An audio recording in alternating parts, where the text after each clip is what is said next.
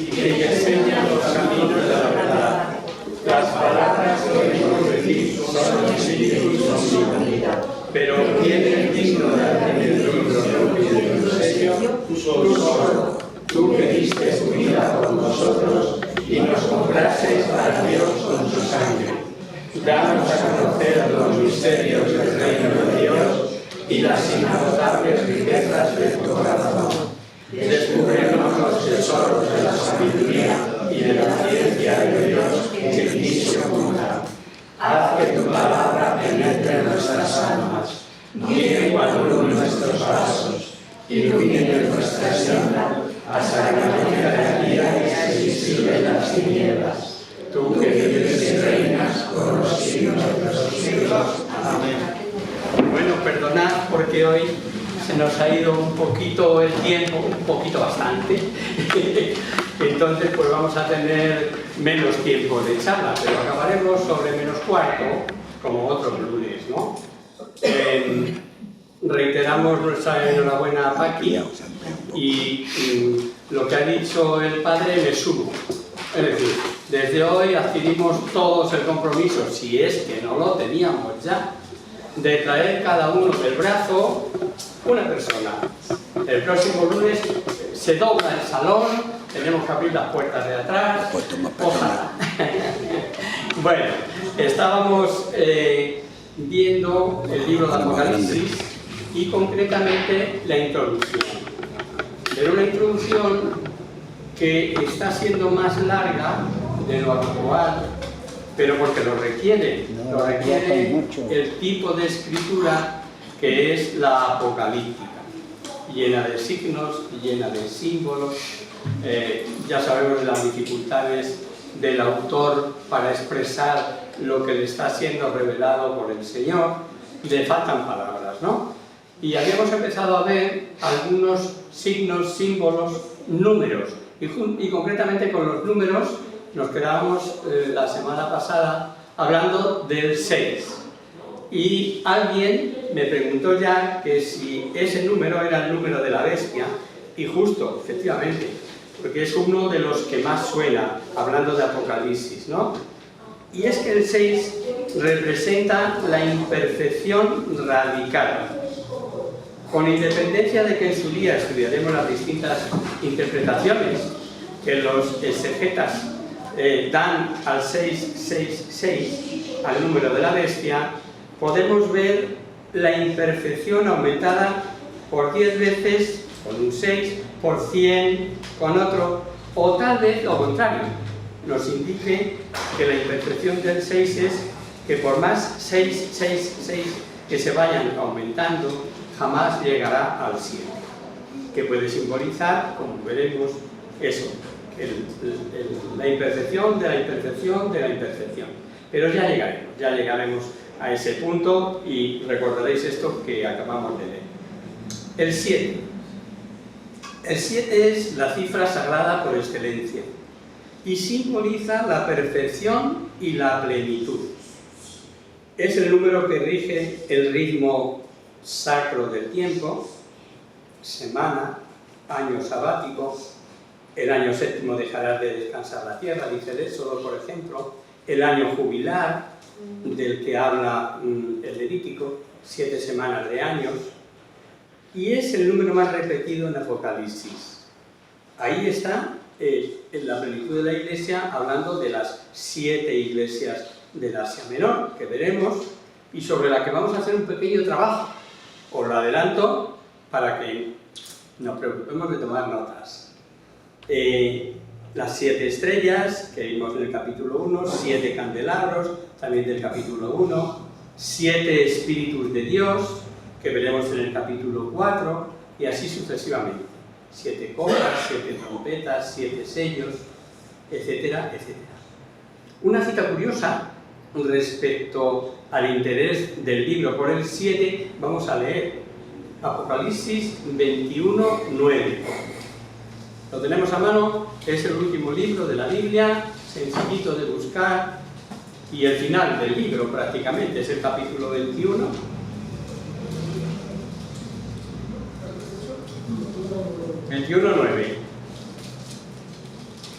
alguien que vea. Yo procuraré ir diciendo la mayoría para no haceros perder tiempo, pero esta me interesa porque más 7 puntos no se pueden decir. Uno de los 7 ángeles que tenían las 7 copas llenas de las últimas plagas se acercó a mí y me dijo: ven, que te voy a mostrar. Suficiente, gracias, Carmen. Le he cogido a título de ejemplo, ¿no? Y no es de extrañar que los estudiosos muestren sumo interés por descifrar las posibles interpretaciones que puede haber en este número 7.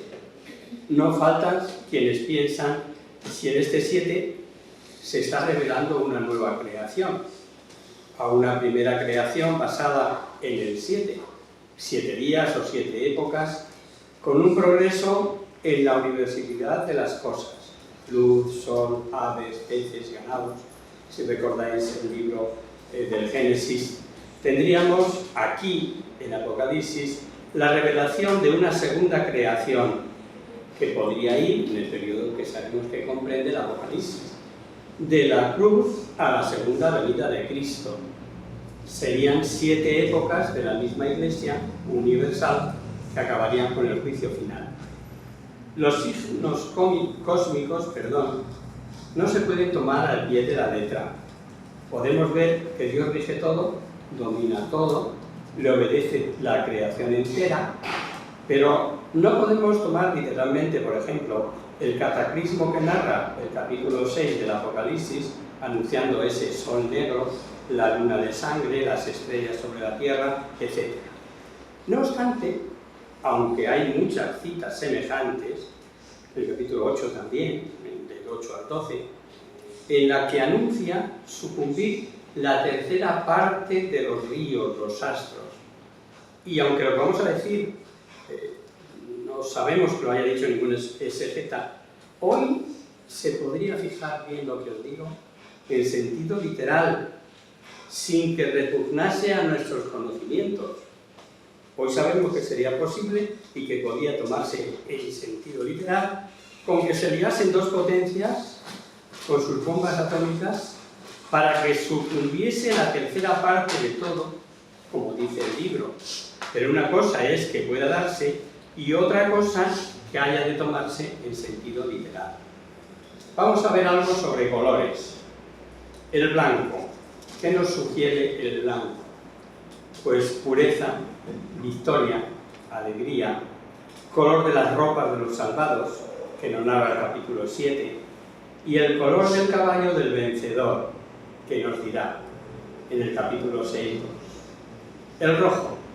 El rojo normalmente indica violencia, sangre, guerra, muertes, y así rojo es el caballo que veremos en el capítulo 4, que se le da el poder de quitar la paz para que degollasen unos a otros, y nos dirá el texto que era rojo. Sin duda que porque el pecado mata al alma, se les da el color de rojos. Negro, hambre, duelo y también muerte.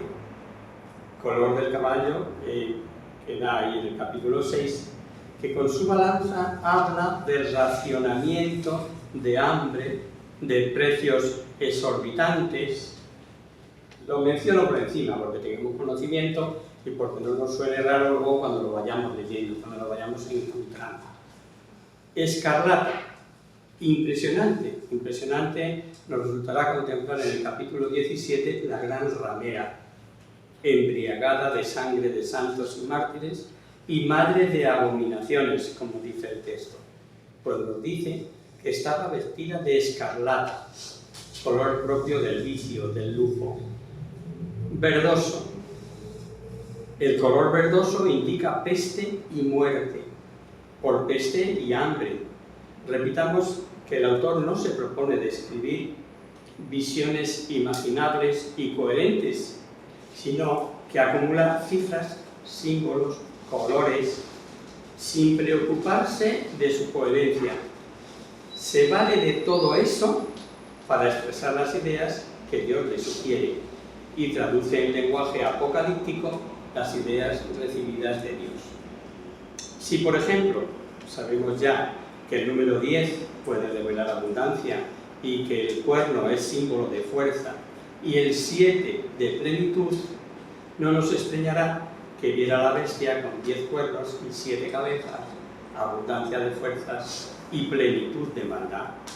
Pero es que también la bestia bien pudiera ser Roma y sus 7 cabezas o 7 colinas, o también que camufle la visión a 7 emperadores romanos y sus 10 reyezuelos vasallos. Cuando lleguemos al capítulo 13 lo explicaremos, ¿no?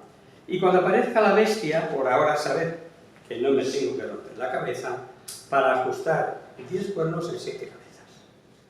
Y si hemos escogido este texto para ejemplo de lo que dice esa cita, sin que, aunque parece clara, defina nada, el número 7 no se puede tomar por un número exacto de emperadores, etc. Y veréis que el mismo autor afirma que un símbolo puede tener más de un sentido, con 7 colinas, que son también 7 reyes. Lo dice el propio texto, ¿no?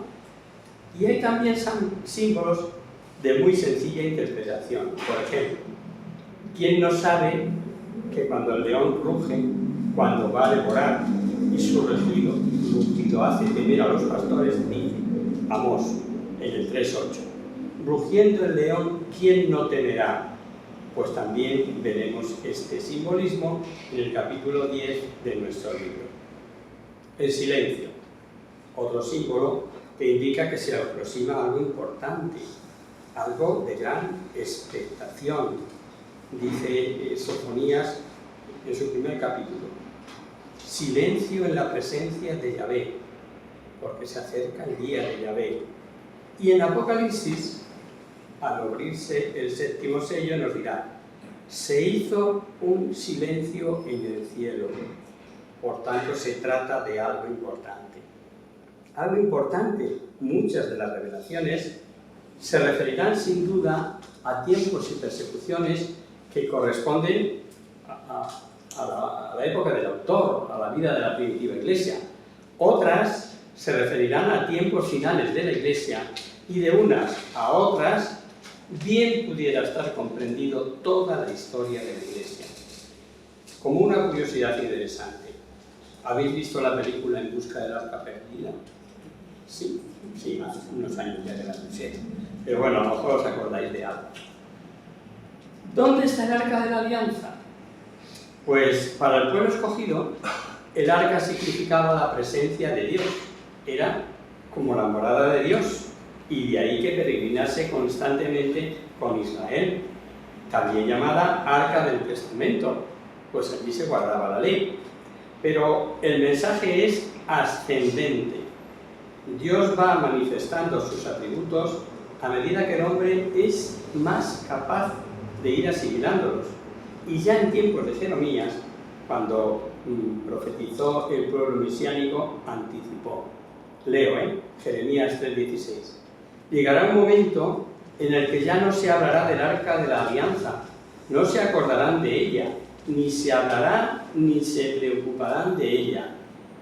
Isaías había también anticipado el dicho de Dios: los cielos son mi trono y la tierra el estrado de mis pies. Mirad, lo más probable es que del arca de la alianza no queden ni cenizas. Solamente con el saqueo, incendio y destrucción llevada a cabo en 586, cuando la segunda deportación por Nabucodonosor, hay pues, suficientes razones para suponer que no queda nada.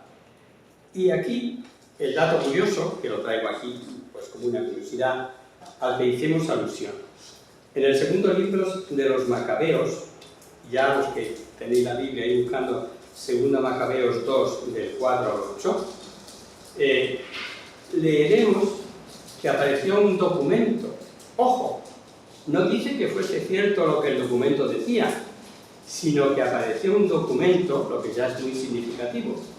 Y en este documento se decía que Jeremías, por inspiración divina, escondió en una gruta el arca, tampando la entrada con un muro, y que al intentar algunos de los acompañantes dejar señalizado el lugar, Jeremías les reprende diciendo. Leemos 2 Macabeos 2, del 4 al 8. ¿Lo hemos encontrado? Alguien que lea, venga.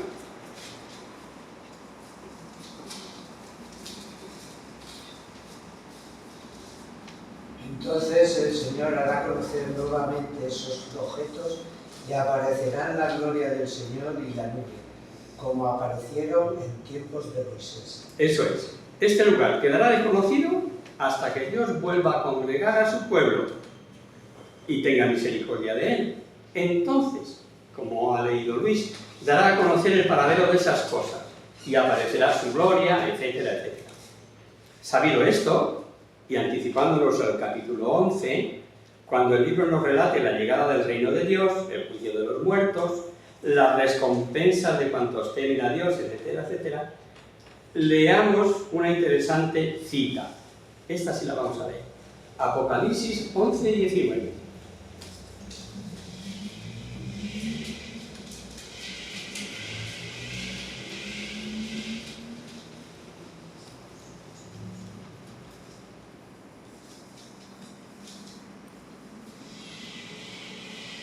Se abrió entonces el santuario de Dios en el cielo, y apareció allí el arca de su alianza.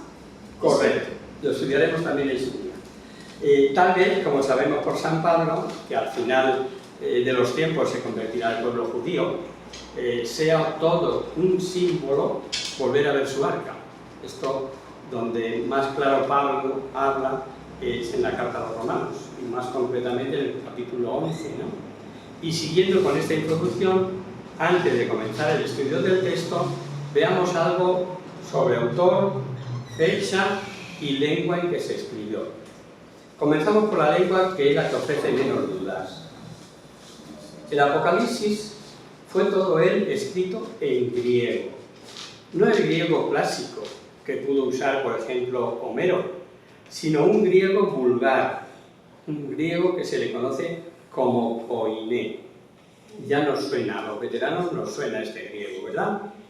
Y es que Alejandro III de Macedonia, llamado Alejandro Magno, quien disfrutó del gran maestro Aristóteles, sucede a su padre Filipo asesinado, y a los 20 años, con ansias de revancha, llegó a ser tal genio de la guerra que fue admirado por el propio Aníbal y hasta por Julio César. En un abrir y cerrar de ojos se merendó todo el Asia Menor, Siria, Fenicia, Palestina, Egipto, y como no era menos de esperar de su talento, impuso esta lengua en todo su imperio conquistado. La lengua del griego, que es de donde procede, pero un griego corriente, un griego vulgar, el griego llamado koiné. Y gracias a esta imposición, que era de uso común, de uso general, nos han llegado las escrituras, y sobre todo el Nuevo Testamento íntegro, en este griego que es posible estudiar y comentar. ¿Recordáis que Pilato escribió el título que puso en la cruz, además de en hebreo y latín, en griego? Pues este griego es el que estaba escrito sobre la cruz de Jesús. Por supuesto que, como toda la Biblia, se escribió sin capítulos ni versículos, y lo que es peor, sin puntos ni coma, todo seguido. De ahí que muchos textos puedan ser interpretados de distinta forma. Para vuestra información, en capítulos se dividió la Biblia en el siglo XIII y en versículos en el siglo XVI. Eso en cuanto a la lengua. En cuanto al autor, no podemos dudar que el autor se llamaba Juan, porque así lo dice el libro, nada más comenzar en el capítulo 1, versículo 1. Y lo repite al final, en el capítulo 22, versículo 8. De capital importancia, en orden a la verdad revelada y a su interpretación, es la tradición. Si hoy se perdiese todo escrito relativo, por ejemplo, a que el hombre pisó la luna, nadie lo dudaría, por cuanto todavía existen gentes que vivieron o vivimos aquellos tiempos. Pero independiente de nuestras memorias particulares, existen documentos de aquella fecha en que se transcribió de una manera u otra, o infinidad de periódicos que lo contarían de una manera u otra. ¿Me comprendéis, verdad? Bueno, pues apenas 50 años de la muerte y resurrección de Cristo, había cristianos que habían recogido testimonio incluso de quien había sido discípulo del propio autor. Es el caso de San Irineo, que fue discípulo de San Policarpo, que él es el que fue discípulo de San Juan. San Policarpo, discípulo de Juan Evangelista. Y un testimonio que vale por todos, el propio Policarpo, que convivió con el autor. Santos padres como Justino, que es del año 153, Clemente de Alejandría, del 215, el fogoso cartaginés Tertuliano, o un hombre de excepcional capacidad intelectual y fecundidad literaria como Orígenes, aseguran que San Juan, que figura como autor del libro, no es otro que San Juan Evangelista, el discípulo amado, el que reposó la cabeza en el pecho de Jesús, y que fue, como sabemos, el testigo por antonomasia. Por eso, en nuestras propagandas, las que hicimos en Octavillas, en las que están difundiendo Radio María, hoy alguien me ha dado el testimonio de que ha oído por Radio María que estaban anunciando nuestro curso de los lunes en Fe Católica, decía que él, por todos estos testimonios, es ahí en esa propaganda decíamos el testigo por antonomasia. Pues está cogido de aquí, no nos lo hemos inventado para hacer la propaganda. ¿Por qué? Porque es testigo directo. Él estuvo desde el principio, cuando vio a Jesús en el Jordán, os acordaréis, que era ahí discípulo de Juan el Bautista y se fueron tras él y Andrés, el hermano pequeño de San Pedro. Y dice que pasaron la tarde con él. O sea, desde el primer momento de la vida pública de Jesús, está Juan con él. Y con él está, en la hora de la muerte, al lado de la cruz. Al final del libro, cuando el texto dice, yo Juan fui el que vi y oí esto, hay un versículo impresionante. Y si alguno quita algo de la palabra de este libro, profetice, Dios le quitará su parte en el árbol de la vida y en la ciudad santa que se describe en el libro. Ya sabéis que cuando no está definido por la Iglesia o no es una verdad de creencia universal, existe libertad para aceptar o rechazar, creer o dudar. La autoría del Apocalipsis no es una verdad revelada. Cada cual puede aceptar a Juan Evangelista como autor, como os estamos diciendo, o dudar de ello. Nosotros nos quedamos con la mayoría de los intérpretes, prácticamente todos, hasta el siglo III, y damos por bueno lo que escribía San Justino en su diálogo con Trifón a propósito de la revelación del Apocalipsis, que le fue hecha, dice, a un varón llamado Juan, que fue uno de los apóstoles de Cristo.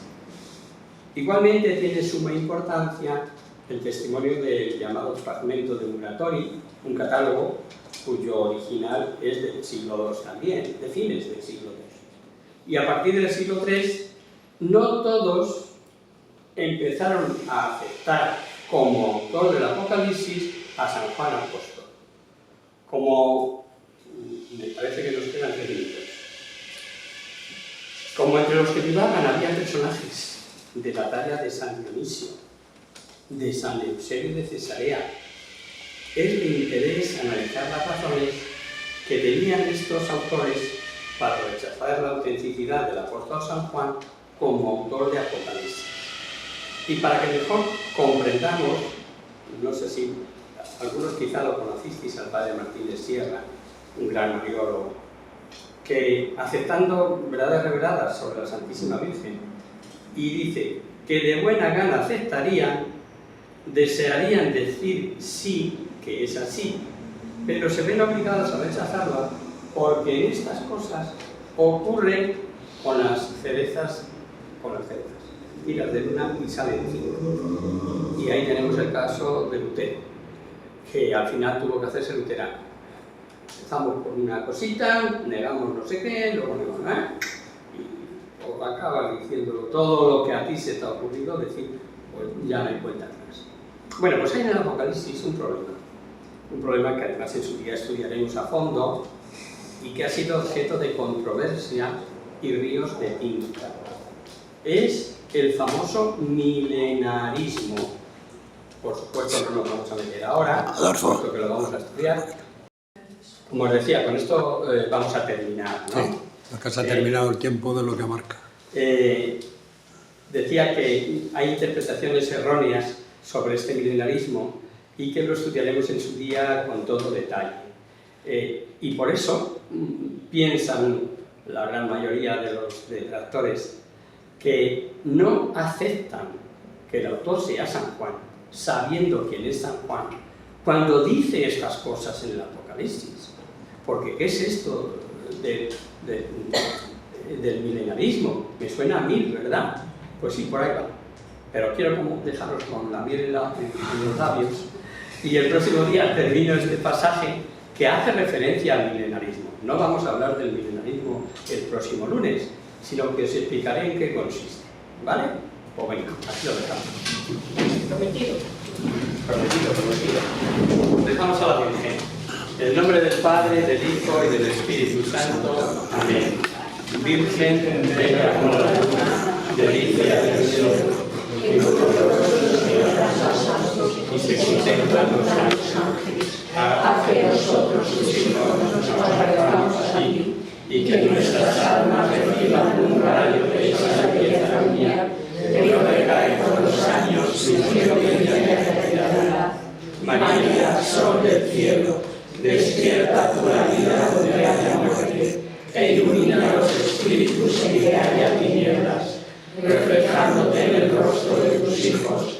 Concédenos un destello de tu luz y tu fervor. María, poderosa como un ejército, concede a nuestras vidas la victoria. Somos tan débiles y nuestros enemigos se ensoberbecen con tantos estragos, mas con tu bandera nos sentimos seguros de vencer. Él conoce el poder de tu bien y tiene la majestad de tu mirada. Sálvanos, María, bella como la luna, única como el sol, temible como un ejército ordenado, levantado en pie de guerra, no por el orden